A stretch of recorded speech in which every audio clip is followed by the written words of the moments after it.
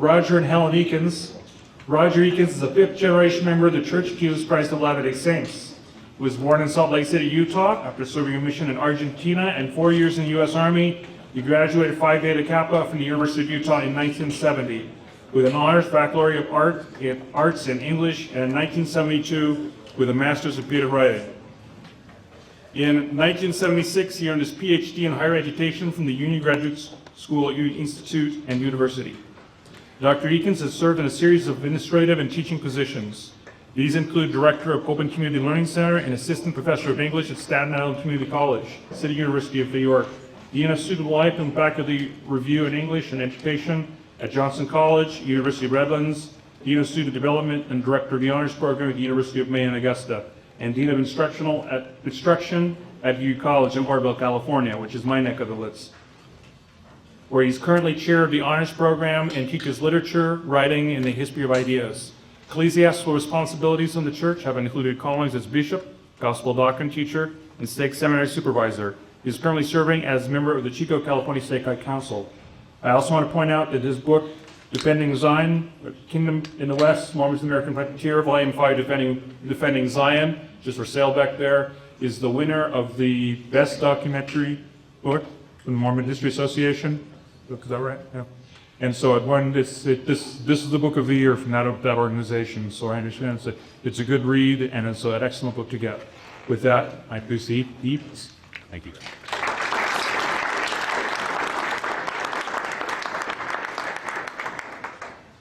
Well, y'all got your sugar fix. I guess that's the drug of choice for Mormons. And notice see the Barks was the red cream soda, which does not have the caffeine as the root beer does have. So if you're looking for that, you're probably disappointed.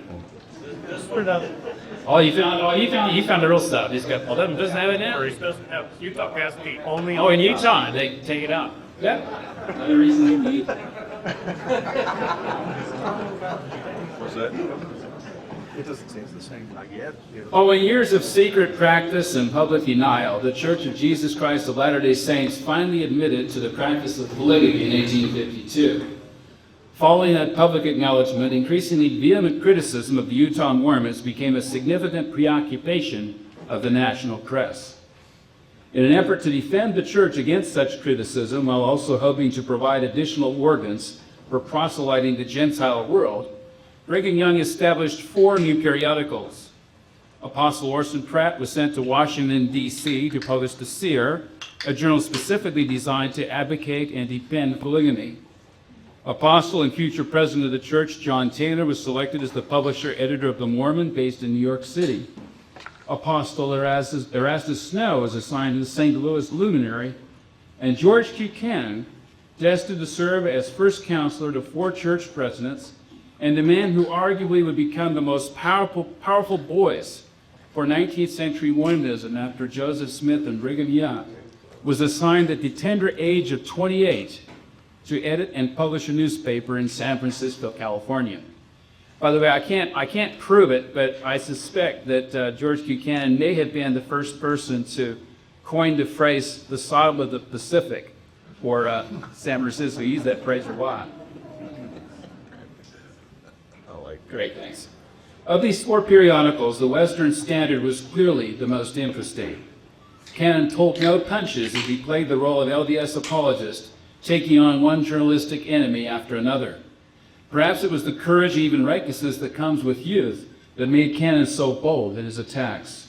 Perhaps it was because he had not yet been saddled with the sober responsibilities of the apostleship that made him more feisty than Pratt, Snow, or even his uncle, John Taylor. Whatever the reason, George Buchanan successfully started and more often than not ended a number of newspaper wars that are still fascinating to read or hear today. This presentation is extracted from my book, Defending Zion, George Buchanan and the California Mormon Newspaper Wars of 1856 to 1857. It was published about 6 months ago by the Arthur H. Clarke Company as Volume 5 in its Kingdom in the West series. Actually, Scott suggested I not do this, so I'm going to anyway. Because I know what's going to happen. Some of you are going to pick this book up, and you're going to see a certain name connected with this book, and it'll happen basically the same effect as garlic to vampires. That name, of course, is none other than Will Bagley. Will is the general editor of this series. And certainly Will and I disagree on a lot of things. Most emphatically, some of the conclusions he drew in his recent book on the massacre. But I want to just say this on behalf of Will, that throughout this editorial process, he continually reminded me that this was my book, not his, and that the final editorial decisions were mine, the final interpretations were mine. And I want to thank Will for that approach that he took to this book. And I must acknowledge that it's a much more interesting book than it would have been without his contributions. So don't let his association with this series scare you away. This paper will focus on some especially engaging exchanges between Canon's Western Standard and two other California newspapers. The first will be The Pacific, a self-proclaimed weekly journal devoted to religion, education, and useful intelligence. The second combatant will be the Daily California American, the precursor to today's very prominent Sacramento Bee. As the presentation proceeds, I'll be reading the righteously indignant editorials written by Canon, as my wife Helen, without whom this book would never have been possible, gives morally superior voice to the editors of the Pacific and the Daily California American, both of which so often found themselves under unrelenting fire by the young Canon. Hang 'em up, white pirates, the Mormons, saints or sinners?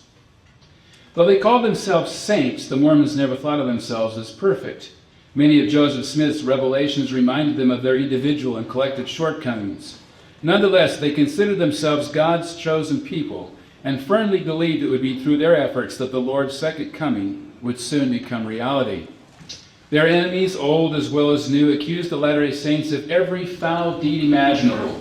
There was nothing new about the crimes attributed to the Mormons by the California newspapers. Witness the following list compiled by the infamous John C. Bennett, formerly mayor of Nauvoo, Major General of the Nauvoo Legion, and assistant president of the church in his 1842 attack on his erstwhile brethren. Quote, "It appears from the mass of evidence in this expose that the Mormon hierarchy are guilty of infidelity, deism, atheism, lying, deception, blasphemy, debauchery, lasciviousness, bestiality, madness, fraud, plunder, larceny, burglary, robbery, perjury, fornication, adultery, rape, incest, arson, treason, and murder. And they have out-Heroded Herod and out-deviled the devil." Not supposed to applaud that.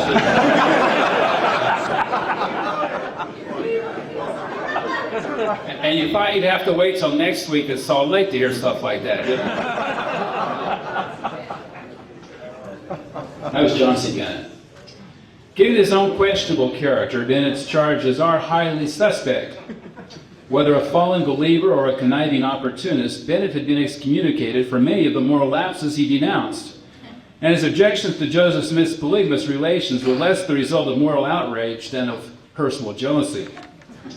Still, the depredations allegedly committed by Joseph Smith's Danites and Brigham Young's destroying angels provided plenty of smoke, if not fire, to blacken the name of early Mormonism.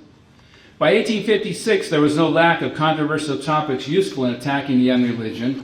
As the voice of the LDS Church in California, Canon had to fend off charges involving the character of Joseph Smith, Utah theocracy under Brigham Young, the Willie Martin handcart disaster, and of course, scandalous tales of young women abducted into sexual slavery by the crafty elders of Salt Lake. When the San Francisco Pacific reprinted a richly imaginative story about the crimes and moral degeneracy reigning in Utah Territory, George Q. Cannon immediately responded, launching a lengthy newspaper battle that eventually drew in the Daily California American. The episode affords a glimpse into the psyche of Americans in general and Californians in particular, as they tried to make sense of the theocratic, communalistic, and polygamic system known as Mormonism. Westerners, especially those living on the borders of Utah Territory, perceived this encounter with the other as a clear and present danger, as is obvious from the unrelenting editorial opprobrium California newspapers hurled at the Saints. Whether Cannon truly believed he could deflect such criticism by pointing out the logical fallacies of his opponents, while often returning their vituperation is an open question. But he did not shrink from his mission as a church apologist to portray his people as more sinned against than sinning. Mormonism, the Pacific, 6 November 1856.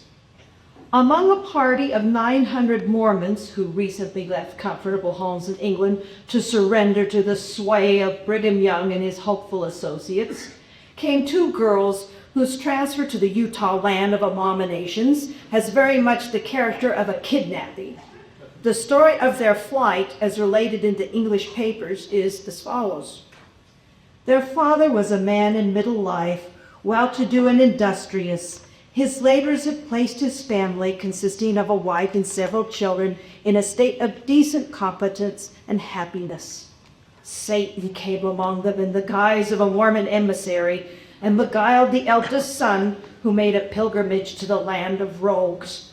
True to their instinct, the crafty elders of Salt Lake made Mormonism so delightful to the neophyte and advanced him so very rapidly in their fraternity that he returned to England as a preacher of the delusion.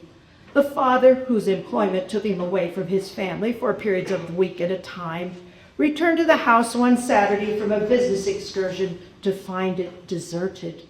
His whole family had disappeared with whatever portables they could lay their hands upon, and his wife had stolen his money to no inconsiderable amount, all that she could collect or pilfer.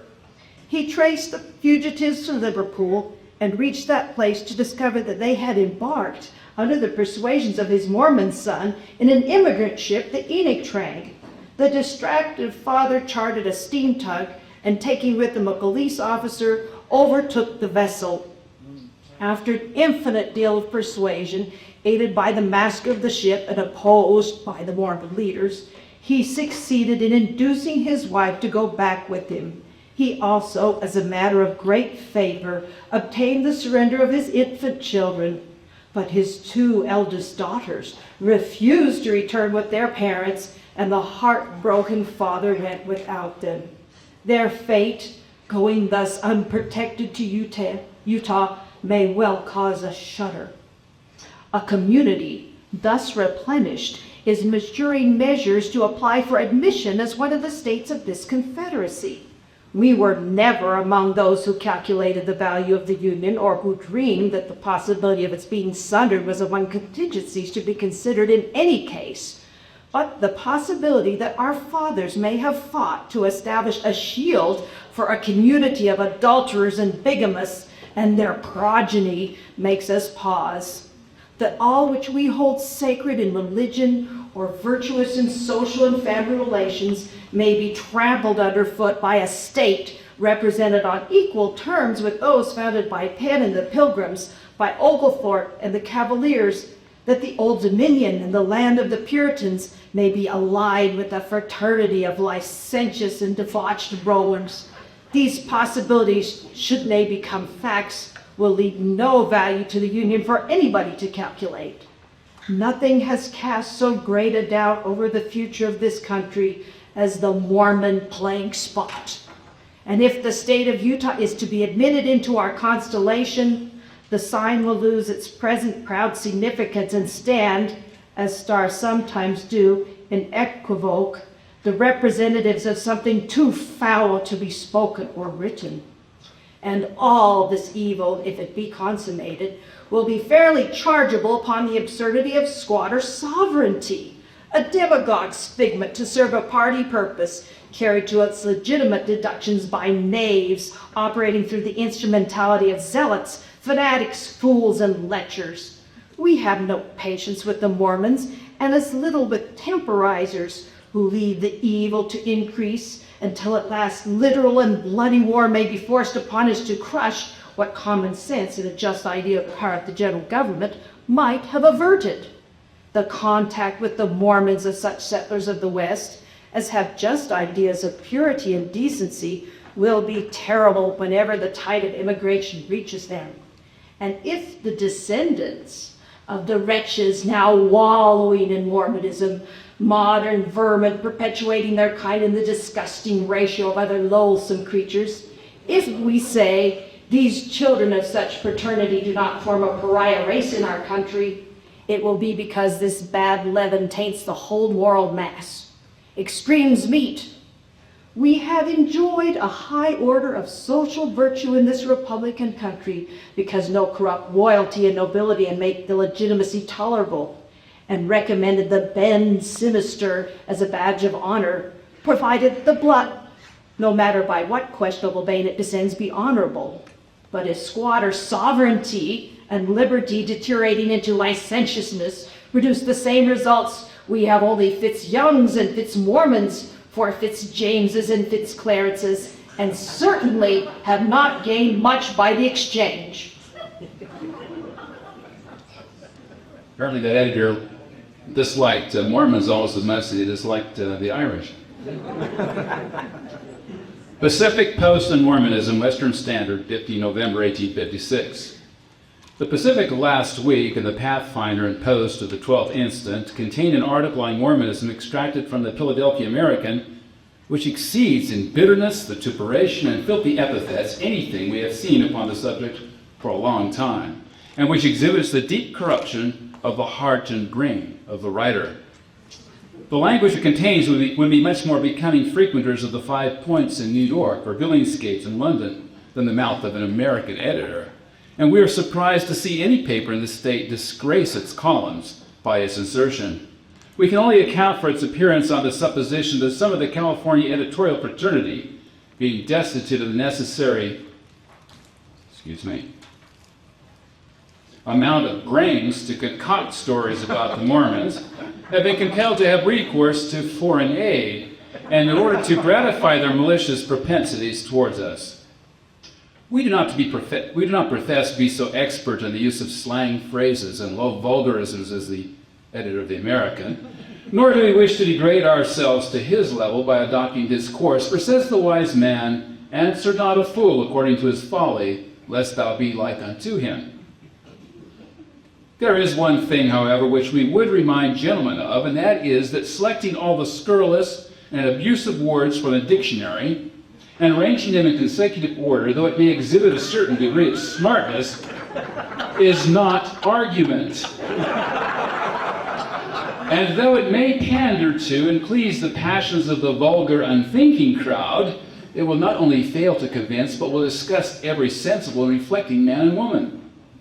There is not an objection raised in the article to which we allude, but what could be easily and satisfactorily answered. Yet we do not consider it worthy of reply, for it carries its own reputation on its face, and the only reason we notice it is because it shows the mean, cowardly, underhanded course which certain editors in this city are determined to pursue towards us and our principles, and because it is also a tolerably correct criterion of their taste.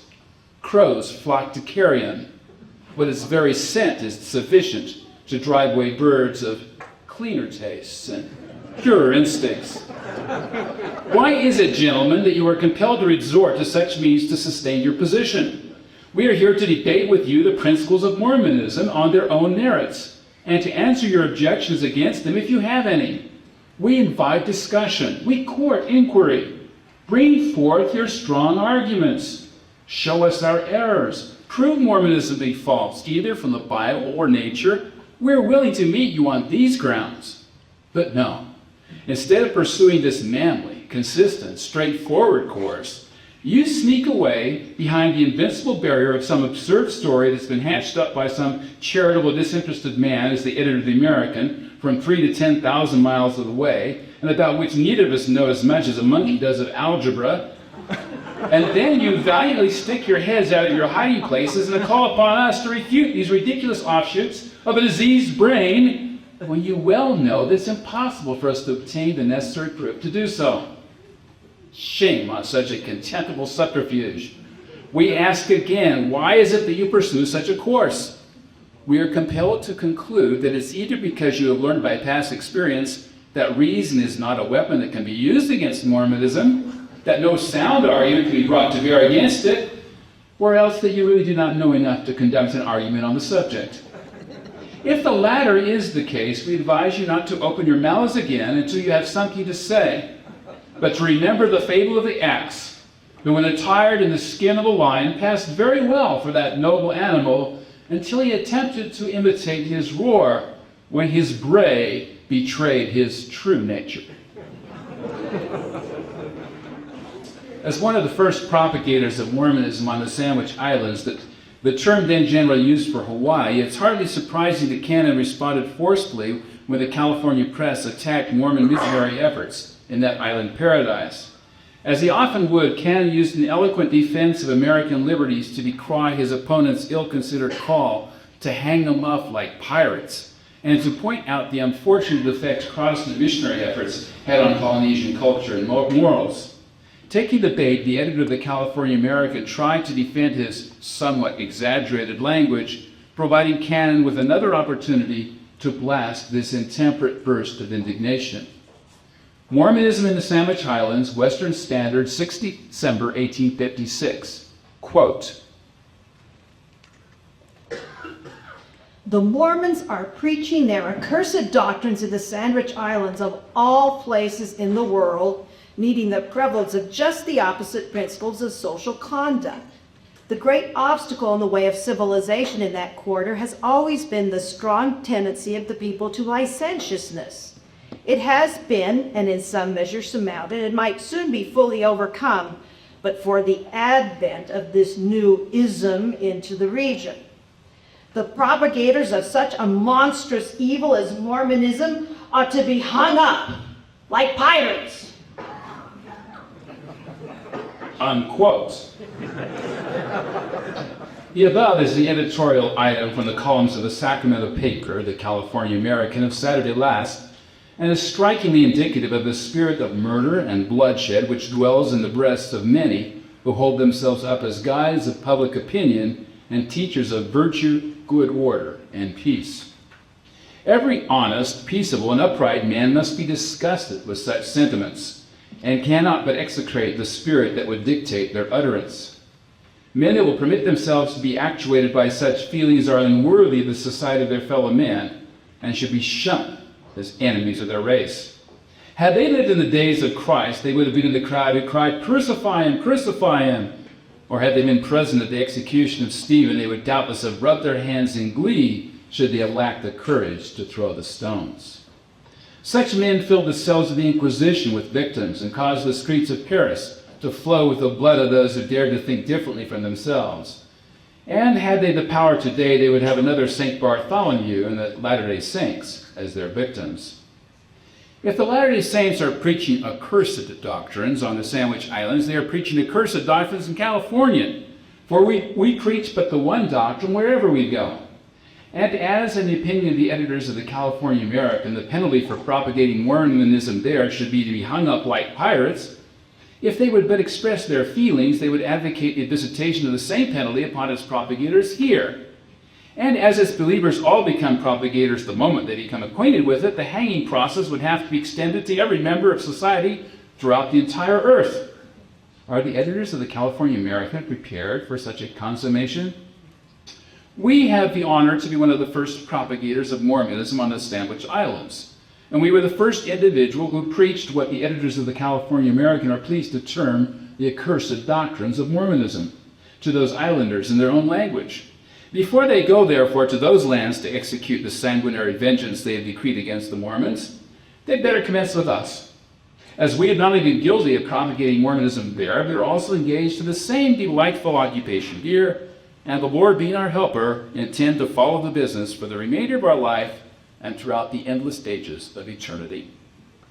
Before they commence, however, they had better weigh well the consequences of such a movement, and be prepared to meet them, as the shedding of the blood of one Latter-day Saint will be the seed from which such an abundant harvest will be raised that the extirpation of their system would be impossible. We know that the doctrines taught, both on the islands and here, and in fact throughout the world by the Mormons, are not accursed, only in the estimation of Satan and his agents. Neither is their system a monstrous evil. As we've been a propagator of these doctrines there, it is but reasonable to suppose that we have little knowledge on this subject. The people were and are now being taught to believe on Jesus Christ, the Son of God, with all their hearts. Do the editors of the California American think this an accursed doctrine? They've been shown that baptism for the remission of sins was necessary. Is this what they would phrase an accursed doctrine? They've also been exhorted to walk uprightly, to deal justly, to forsake and abhor everything licentious or corrupt. Do they term these doctrines accursed? These are the doctrines taught by the Latter-day Saints of the Sandwich Islanders, Californians, and people of every land, for their obedience and every doctrine antagonistic to this is not Mormonism. It is a poor plan, and a very great evidence of weakness for men to recommend the hangman's rope as an argument to arrest the progress of Mormonism. Though very potent in its way, it's not very apt to show men their errors or to cause men of firmness to abjure them. Such an argument in the hands of tyrants and despots may be a terror to slaves and sycophants, but when used by an American editor toward freemen, the only feelings it gives rise to are those of pity and contempt for the man who would so far forget himself as to use them.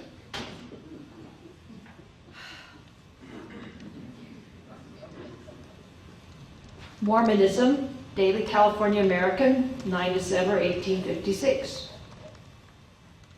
The idea of hanging the Mormons up, like pirates, appeared in the editorial columns of this paper a week or 10 days ago and was the result of a momentary burst of indignation upon reading, as an item of news from the Sandwich Islands, that the monstrosity of Mormonism was gaining a foothold in that region.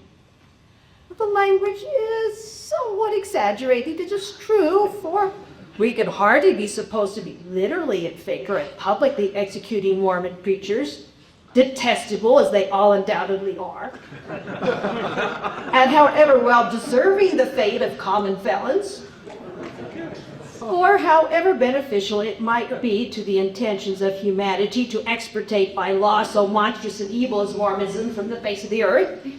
Yet it would be dangerous to the rights of man and the greater doctrine of liberty of conscience to establish in this government or any other such a precedent. A departure from the great Republican principle of free toleration of religious opinions in a solitary instance would endanger the principle itself and tend to revive in its full force a policy which the past experience of civilized nations has shown had better be allowed to slumber among the things that were. For the Mormons themselves, we have no respect. We mean the leaders of the sect, but we do respect the great principle under which they seek shelter, which, like the rain from heaven that falls upon the just as well as the unjust, is for them as well as for any other class of men. Had we the power to control our national legislation, we would restrain the hand of destruction aimed at the Mormons, odious as they are and repugnant to every sentiment of decency within us, not for their sake, but for the sake of the country. We would not strike them down for the same reason that we would not tear down a splendid monument to the genius of architecture whose massive pillars and sky-reaching dome the labor of a century had reared for the purpose of extracting or putting to death a miserable reptile that it hid within its walls. No, rather let it live on, though it should issue forth at times to hiss and stink and strike at all it met. So much we would not do, and so far do we qualify the language of the paragraph above quoted. But we do not hesitate to say that could it be done with safety to the principle of which we have spoken, the propagators of a general system of licentiousness like that of Mormonism, so open, shameless, and decent in its everyday workings, so destructive of every quality that most ennobles man and distinguishes him from the brutes, ought to be hung up, every one of them, as the common enemies of mankind. We have thus taken the pains to explain our precise meaning in the paragraph in question because it has been taken up as a text by the Mormon Standard at San Francisco, Saturday's issue, upon which to write a long article denouncing us for the expression of such a sentiment.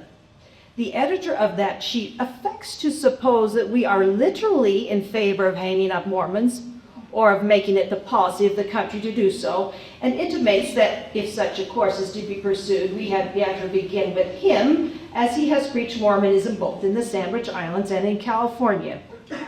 Now, we do not deny that were we engaged in such a business, we should consider the editor a standard fit subject for our attention. And we take occasion to say to him, since he seems to desire our notice, that while we pity a poor, miserable fanatic who knows no better than to be led by the nose into the filthy slough of the most foul and monstrous superstition, we scorn with every feeling of manhood that is in us the lying hypocrite who knows what he preaches is false, and not only false, but destructive of the very best interests of society, as it is the deadliest blight upon virtue and morality. We know well enough that the Mormons' leaders expect to thrive upon what they call persecution, and that they would delight in getting into controversies with respectable newspapers. But we will, nevertheless, so far humor them on this occasion as to tell them in plain terms what they are, at any rate how they are esteemed by decent people.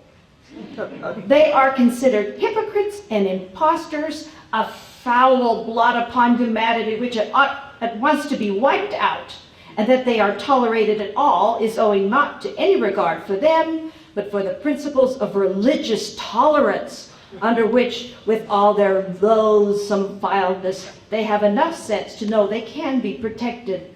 The sledgehammer which is to knock out their brains is not legislation, but public opinion, and we are satisfied to let it do its work.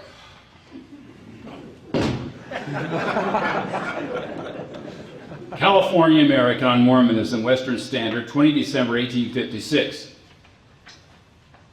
The editor of the American, in another article on the subject of hanging up Mormons like pirates in last week's paper, states that the item in question was the result of a momentary burst of indignation, and that he would not wish to be understood as being literally in favor of publicly executing Mormon preachers. He then delivers his opinion on the benefits of free toleration of religious opinions, etc., and what he would do for the Mormons had he the power to control our national legislation, that he would restrain the hand of destruction aimed at the Latter-day Saints, not for their sake, but for the sake of the country. So far, he attempts to qualify the language of the paragraph in question. But he has no sooner finished his qualifying remarks than he says that could it be done with safety to the principle of free toleration, the propagators of a system like that of Mormonism ought to be hung up. Every one of them is the common enemies of mankind. And again, he says that they are a foul blot upon humanity, which ought at once be wiped out. Was it another burst of indignation to call forth these last sentiments? We suppose that we must set it down as such and consider the language somewhat exaggerated, as there is so little difference between these sentiments and the sentiments of the paragraph which he has attempted to qualify, and which he says is the result of a momentary burst of indignation and contained language somewhat exaggerated that we can scarcely detect any difference. We're pleased that the editor has informed us that he is subject to such fits when he reads anything about the progress of Mormonism, as we shall be able hereafter to overlook any exaggerated language that he may indulge in when treating upon this subject. Still under the influence of this burst of indignation, however, he goes on indulging in some very vulgar and ungentlemanly language toward ourselves, giving us his opinion of Mormons in general and ourselves in particular, informing us what he would do with us were he hangman, that if that were his business, he would consider us fit subject for his attention. All of which, after the explanation he has given, we conclude to be the unmeaning, exaggerated ravings of a man who has a strange habit, whenever the progress of Mormonism is alluded to, of writing about hanging up like pirates, when in reality, he does not wish to be so understood. Not being subject to momentary burst of indignation, nor being in the habit of dealing in exaggeration, we confess that we cannot compete with the editor of the American in the use of low, abusive, and ungentlemanly epithets. In this, he excels us. His past education and experience have given him such ready command of ribaldry that we must forever despair of being able to emulate him. Our sense of self-respect and neighborly courtesy, if nothing else, would forbid the attempt.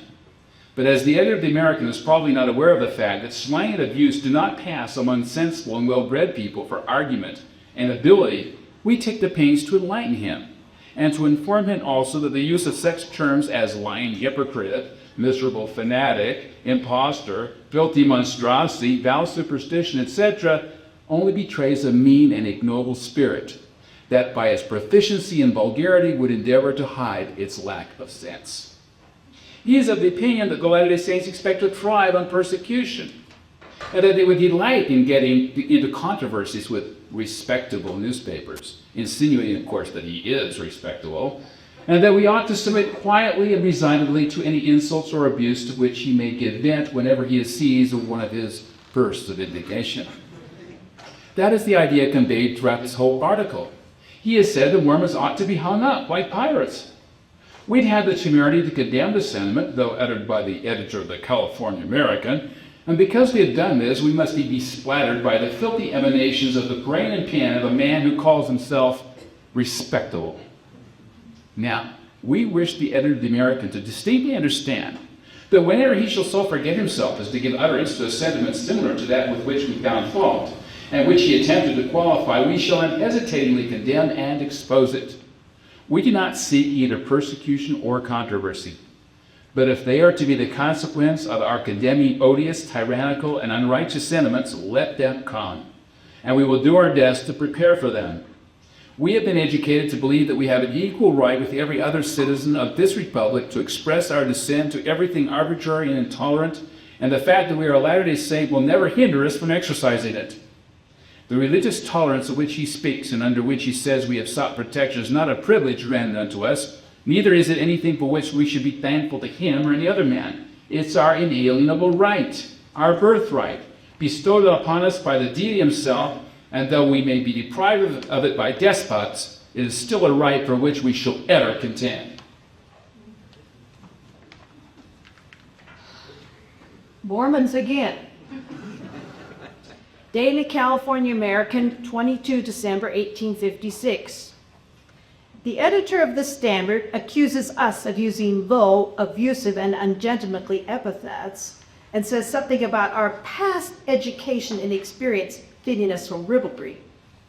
Those who know us, and not strangers, are the best judges of our past education and experience, and they will at least bear us out when we say that our past education and experience never led us into any such vile and shameless conduct as is the everyday practice of Mormonism, whatever may have been our past education and experience. And of that, as we have just intimated, we will leave to those who know to speak for us.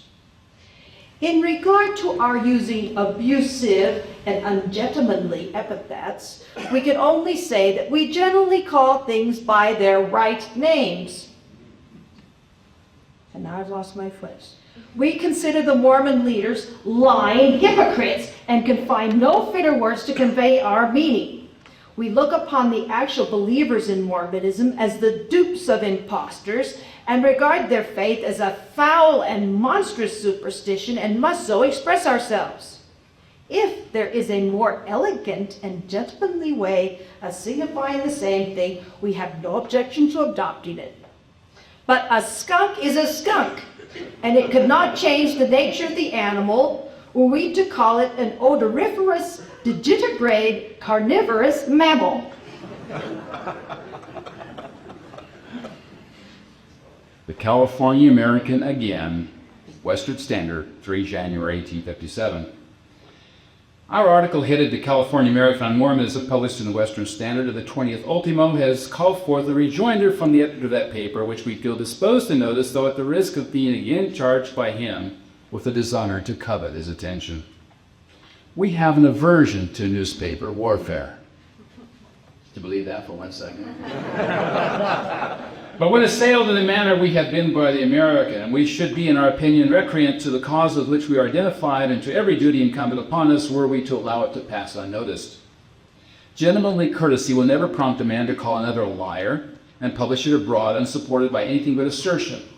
Much less will it influence him to denounce the whole community as lying hypocrites, impostors, and dupes without advancing the slightest shadow of proof other than his bare opinion to support the charge. What would the editor of the American think were we to call him a dribbler, a political trickster, a man who would advocate any measure and support any candidate if he should only be paid enough? Were we to make such statements and publish them upon no other evidence than our mere say-so, the mildest terms men could use to us would be that we were low, abusive, and ungentlemanly, and the plea that we generally call things by their right names would avail us but little. Yet this would be equally as consistent and honorable a course as the one he has taken towards us in his articles. We have for nearly a year past been disseminating and advocating Mormonism through the columns of this paper. This is the only object we had in view in publishing it. It may be presumed, therefore, that a tolerably correct idea of our doctrines can be gathered from its contents. Now, we defy the editor of the American to bring forward a single instance from it, or indeed from any of our publications or teachings, where licentiousness or immorality is taught and sanctioned.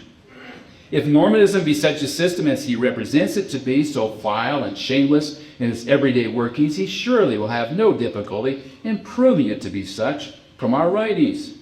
But we wish him to bear in mind that his idea of what is vile, shameless, and fanatical will not be the standard by which we must be measured. That standard must be God's word and not man's opinion. We hope our contemporary will not run away this time with the idea because we noticed him again that we covet his attention. We want him to be undeceived on this point. We have lived thus far without the attention of so respectable a paper as the California American, and we are not yet quite so low as to be under the necessity of resorting to it. The editor of that paper may rest assured, however, that whenever he gives vent to such sentiments as he has lately advanced regarding Mormonism and the Mormons, we shall never hesitate, by the assistance of that being to whom Mormonism owes its origin, to expose and condemn him. There were no more rejoinders. Kind of warmed down on that one. Well, were the Mormons of mid-19th century America saints or sinners? The answer would have to be an unqualified both. Like any people, the Mormons had plenty of the good and the bad among them, but to judge the entire religion, either for good or for bad, on the basis of a single individual or on the basis of a single tenet of the religion, such as the little understood principle of polygamy, would be completely unjust. Nonetheless, that's exactly what happened in the frontier West. Far too often, those who did the judging did so on the basis of second or third-hand information, often from those who had once been members of the church, who had left with hurt feelings and personal grudges. For a number of reasons, there's probably no need for polemical apologists such as the young George Buchanan in today's church. Nor is he likely to be remembered by many for his early years as the editor of the Western Standard, overshadowed as they were by his subsequent career as a business executive, political catalyst, and church leader. Buchanan's fiery editorials of 1856 and 1857 are worthy of historical memory. If nothing else, we must acknowledge the value of good writing and sound reasoning. Cannon, one of Mormonism's most effective defenders of the faith, was not without error, but the worst of his writing was infinitely superior to much of what casts us for reasoned argument today. Perhaps just as importantly, he wrote with a flair and faithful sense of purpose rarely encountered at the beginning of the 21st century.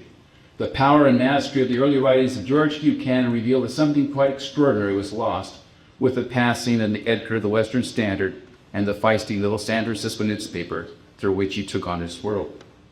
Time has only permitted us a brief glance at the many inflammatory editorials that made up the California Mormon newspaper wars of 1856 and 7. But to give you an idea of the various issues that fed those wars, all of which contributed to the general question of whether the Mormons were saints or sinners, the following are the titles of the other chapters in my book. Two wrongs will never make a right. Sam Brannan and the Vigilantes. The pusillanimous railings of an apostate Mormon, the strange case of Elder Cannon and Mr. Ive.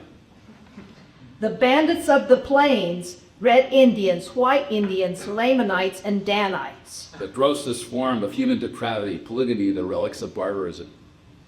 The best news from this place is the Reformation, the reality of rhetoric. The kingdom that Daniel saw, autocracy, theocracy, and theodemocracy in the desert. The villainous wholesale calumniator George Drummond and the friends of the court. Judge Drummond. Oh, sorry. It's okay. The hoary-headed reverend seducer, the assassination of Harlot B. Pratt. The Mormons must be crushed out. War and rumors of war. A horrible massacre of immigrants, vengeance at Mountain Meadows. Faithfully warning the people, Cannon's parting shots. All appearing now at a bookstore near you. Thank you very much.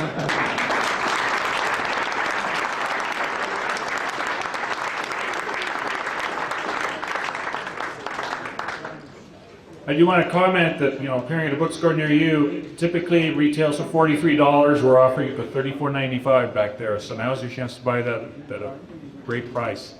Are there questions for this gentleman? I don't know if this allows for questions or not. It's had a presentation. So we do have one, okay. Let's see people ask you questions, Les. Yeah, this interchange ended in January of 1857. That summer, Johnson's army arrived in Utah. What's the relationship? That's why it ended. George Q was called back along with everybody else, and that's what brought it into all. Ah.